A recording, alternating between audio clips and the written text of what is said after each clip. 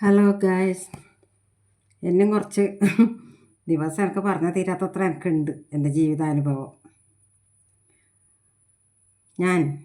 എൻ്റെ അച്ഛൻ ഞാൻ കുഞ്ഞാകുമ്പം ഒരു കോൺഗ്രസിൻ്റെ പ്രാദേശിക നേതാവ്, പഞ്ചായത്ത് മെമ്പർ, പിന്നെ ഈ അല്ലറ ചില്ലറ പ്രശ്നം തീർക്കുന്ന കാസർഗോഡ് ഭാഷയിൽ പറഞ്ഞാൽ പഞ്ചായത്തിക്ക.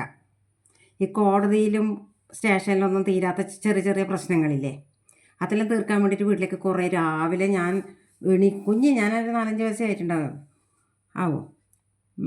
പുറത്ത് വന്നിട്ട് ചെരുപ്പ് നിറഞ്ഞിട്ടുണ്ടാവും ഒരു റൂം അതിന് തന്നെ പ്രശ്നം തീർക്കാൻ വേണ്ടിയിട്ട്.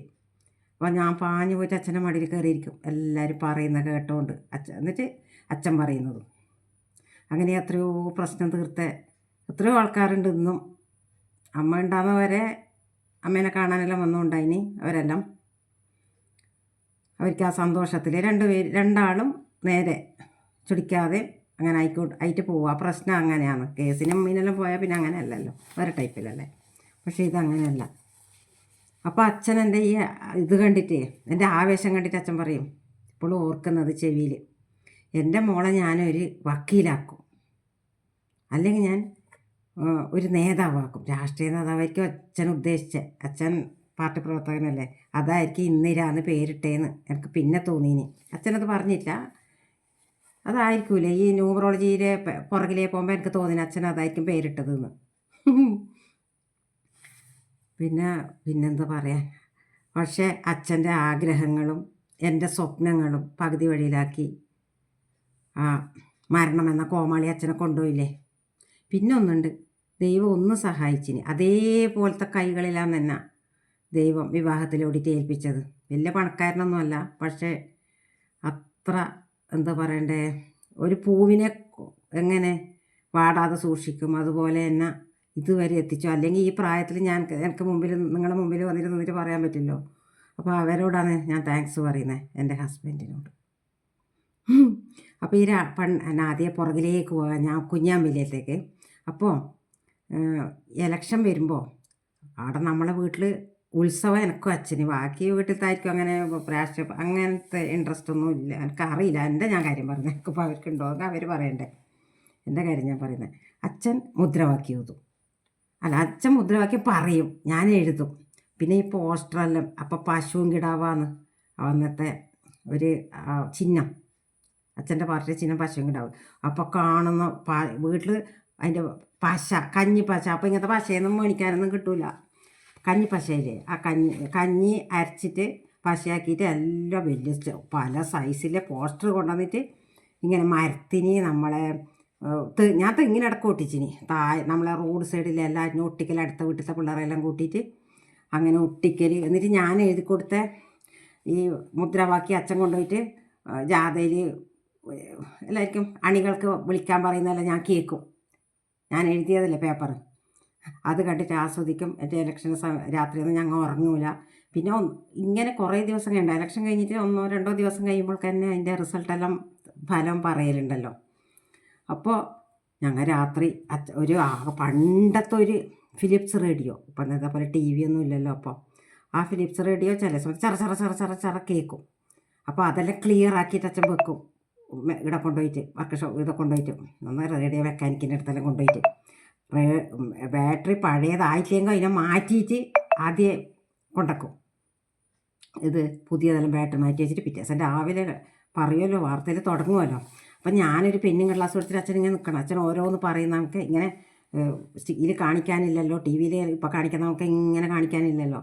ഓരോന്നും പറഞ്ഞത് ഞാൻ ഇതിൽ എഴുതണം. ലോകസഭയെല്ലാന്ന് ഭയങ്കരമാണ്. അപ്പോൾ എനിക്ക് എഴുതിയാൽ തീരലില്ല, അത്രയും ഉണ്ടാവും അച്ഛൻ എഴുതുമോളെ. അപ്പോൾ എനിക്ക് അത്ര ഇൻട്രസ്റ്റ് ഉള്ളതുകൊണ്ട് ഞാൻ അങ്ങനെ ചെയ്യുന്നത്.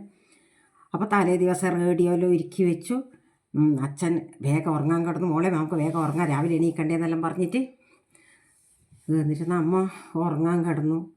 എനിക്കൊന്നും ഉറക്കേ വരുന്നില്ല. അതൊരു മേശയിലാണ് ആ ഇത് റേഡിയോ വെച്ചിട്ടുണ്ടായത്. ആ റേഡിയോ മേശയിൽ വെച്ചിട്ടുണ്ട്. അത് ഒരു ശബ്ദം ചടപട. ഞാനും അച്ഛനും വേഗം എണീച്ചു. എന്ത് കാര്യം, അവിടെ എത്തുമ്പോൾക്ക് റേഡിയോ മേശയിൽ നിന്ന് താഴെ വീണിട്ട് പൊട്ടിപ്പൊളിഞ്ഞിന്. ഓണാന്നില്ല. പൊട്ടിപ്പൊളിഞ്ഞിന് പറഞ്ഞാൽ അത് ഓണാന്നില്ല, പഴയ റേഡിയോ അല്ലേ. ആ ദിവസം അങ്ങനെ കഴിഞ്ഞു. അങ്ങനെ ഓരോന്നും അങ്ങനെ എത്തിയിട്ടാണ് എനിക്കിപ്പോൾ എന്ത് പറയണ്ടേ, അതെല്ലാം ഓരോന്നോരോന്നോരോന്ന് ഓർമ്മയിലേക്ക് ഇങ്ങനെ വരുന്നത്, നിങ്ങളോട് പറയുമ്പോൾ പിന്നെയും പിന്നെയും വരുന്നത് അതാണ്. പിന്നെ ഈ ന്യൂമറോളജിസ്റ്റിൻ്റെ ഇതിൻ്റെ എല്ലാം ഞാൻ ഇതിൻ്റെ ഒന്നിച്ചൊന്നിച്ച് പറയുന്നതാണ്. ന്യൂമറോളജിസ്റ്റിൻ്റെ പിന്നെയും ന്യൂമറോളജി വിശ്വസിക്കാൻ കാരണം പിന്നെയും പല പല അനുഭവങ്ങളും എനിക്കുണ്ട്. 2007 എന്ന് പറഞ്ഞാൽ അപ്പോഴാണ് കാസർഗോഡേക്ക് വന്നത്, അതാണ് ഈ 7 ഞാൻ പറഞ്ഞുകൊണ്ടിരിക്കുന്നത്. അപ്പോൾ പിന്നെ വേറെന്തില്ലേ, അതിന് മുമ്പേ ജ്യോതിഷഭൂഷണം, ജ്യോതിഷരത്നം അങ്ങനത്തെ എല്ലാം വായിച്ചിട്ട് പല ദേവീദേവന്മാരുടെ എല്ലാം പഠിച്ചു. ജാതകം അതിൻ്റെ ഓരോ ദോഷങ്ങൾ എല്ലാം. അതിന് ശേഷമാണ് ഇതെല്ലാം പഠിക്കാൻ തുടങ്ങിയത്, ഏത് ഈ ന്യൂമറോളജിയെല്ലാം. അപ്പോൾ എൻ്റെ മോളെയും കൂട്ടി ഞാൻ പോയി. ഓക്ക് എന്ത് പറയണ്ടേ, ഓക്ക് ടൗണിൽ തന്നെ ഓക്ക് വീട് വേണം. ടൗണിൽ പറഞ്ഞാൽ അവരവിടെ കളിച്ചതാണ്, NGO ക്വാർട്ടേഴ്സിൽ ജീവിച്ചവർക്ക് അവർക്ക് തന്നെ അവിടെ വീട് വേണം, വേറെ എവിടെയും വേണ്ട. ഹസ്ബൻഡിനും സ്ഥലമുണ്ട്, ഞങ്ങൾക്ക് സ്ഥലമുണ്ട്, അങ്ങനത്തെ സ്ഥലത്തൊന്നും വേണ്ട, 1.5 സെൻറ്റും കൂടി മതി എന്ന് പറഞ്ഞ് നിൽക്കുന്നു. ഞാൻ വിചാരിച്ചു എന്നെ അതൊന്നും കിട്ടാനൊന്നും പോകുന്നില്ല, പൊന്നിൻ്റെ വിലയാണ് ടൗണിലെല്ലാം കാഞ്ഞങ്ങാടെല്ലാം, ഇവർക്ക് കിട്ടും ഇനി. അപ്പോൾ ഞാൻ പറഞ്ഞു വെറുതെ അത്യാഗ്രഹമല്ല, അങ്ങനത്തെ ആഗ്രഹമൊന്നും വേണ്ട, എനിക്കത് തോന്നുന്നില്ല, എനിക്ക് വെറുതെ നീ വാശി പിടിച്ച് നിൽക്കണ്ടെന്ന്, കാണുന്ന സ്ഥലമൊന്നും അവൾ വേണ്ട അറിഞ്ഞിട്ട് വരുന്നു. അപ്പോൾ ഈ ന്യൂമറോളജിസ്റ്റിൻ്റെ അടുത്ത് പോയിട്ടാകുമ്പോൾ ശ്രീ വേണുഗോപാലാചാര്യ അടുത്ത് പോയിട്ടാകുമ്പോൾ ഇവളുടെ ഡേറ്റ് ഓഫ് ബർത്ത് നോക്കുമ്പോൾ പറഞ്ഞു, അപ്പോൾ 37ാമത്തെ വയസ്സിൽ എനിക്ക് ടൗണിൽ തന്നെ നീ ആഗ്രഹിക്കുന്ന സ്ഥലത്ത് വീടും സ്ഥലവും ആകുന്നു. ഞാൻ പിന്നെയും വിശ്വസിച്ചിട്ടില്ല, കാരണം ഒരു പേടി, ഇവളെ അതിനെയും കുറിച്ചിട്ട് 37 വയസ്സ് വരെ കാത്തിക്കേ. പക്ഷെ ഓൾ അതിൽ തന്നെ മുറുക്കി പിടിച്ച് നിന്നോ, അല്ല അതിന് വിധി നമ്പർ അങ്ങനെ ഓളെ കൊണ്ട് എത്തിച്ചതോ. 36 വയസ്സ് കഴിഞ്ഞിട്ട് 1 മാസം കഴിയുമ്പോൾ തന്നെ ഓളിങ്ങനെ കുറേ എവിടെയോ കാഞ്ഞങ്ങാട് നിന്ന് എവിടെയോ മാർക്കറ്റിൽ നിന്ന് സാധനം മേടിക്കാൻ നിൽക്കുന്നു ഒന്നിനോ. അപ്പോൾ ഒരാൾ പാഞ്ഞ് വന്നിട്ട് ഇവളോട് പറഞ്ഞു, ഇവളെ ആഗ്രഹം എല്ലാവരോടും പറഞ്ഞിട്ടുണ്ടാവും, എനിക്ക് ടൗണിൽ 1.5 സെൻറ്റ് വേണം, 1.5 സെൻറ്റ് വേണം എന്നല്ല. പിന്നെ നിനക്ക് പറ്റിയ ഒരു സ്ഥലമുണ്ട്, വന്നിട്ട് നോക്കുന്നു. ആ സ്ഥലം നോക്കിയതും അത് ഇഷ്ടപ്പെട്ടതും കണ്ടതും അത് നല്ല ഹൈവേൽ തന്നെ, അത് അത്രയും കുഞ്ഞിക്ക് പഠിക്കാനും എല്ലാം സൗകര്യ സ്ഥലം. 37ാമത്തെ വയസ്സിൽ വീടും സ്ഥലവും ഓൾ ആഗ്രഹിച്ച പോലെ തന്നെ നടന്നു. അങ്ങനെ ഓരോന്നും ഈ സംഖ്യകൾ തമ്മിലെ ആകർഷണം ഭയങ്കരമാണ്. ഈ ജനിക്കുന്നത് നമുക്ക് അല്ല, ഇപ്പം പിന്നെ സിസേറിയനല്ലേ ജനിക്കുന്നത് മാറ്റാൻ പറ്റും. ലൈഫ് പാത്ത് നമ്പറുണ്ട്, അത് മാറ്റാൻ കഴിയാം. അപ്പം അതിനനുസരിച്ചിട്ട് പേരിടണം എന്നാണ് ഈ ന്യൂമറോളജിസ്റ്റുമാർ പറയുന്നത്. പിന്നെ അപ്പം എല്ലാം ചോദിക്കും, അപ്പം നമ്മൾ ന്യൂമറോളജിസ്റ്റ് കണ്ടിട്ടല്ലേ പേരെല്ലാം ഇട്ട് നമ്മൾ ഇങ്ങനെ ആയതെന്ന്. അതല്ല, അവർക്കെല്ലാം ജനിക്കുമ്പോഴേ ഭാഗ്യം കൊണ്ട് വരുന്നവരും ഉണ്ട്, അവർക്കൊന്നും മാറ്റേണ്ടി വരില്ല. ഈ കഷ്ടപ്പാടും ദുരിതമില്ലവരാണ് ഇതിൻ്റെ പുറകെ പോയിട്ട് എങ്ങനെയെങ്കിലും നോക്കാൻ നിൽക്കുന്നത്. അങ്ങനെ എത്തപ്പെട്ടവരാണ് നമ്മൾ.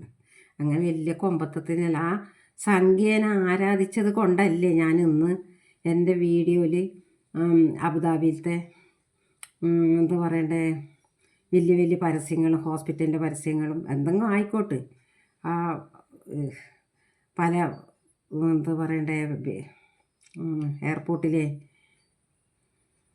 എന്തോന്നപ്പാ ലോട്ടറിയല്ലോ ഇല്ലേ, എനിക്കത് പറയാനും കിട്ടുന്നില്ല ഇപ്പോൾ. അതിൻ്റെ എല്ലാം പരസ്യം വരുന്നുണ്ടെന്നാണ് പറഞ്ഞത്.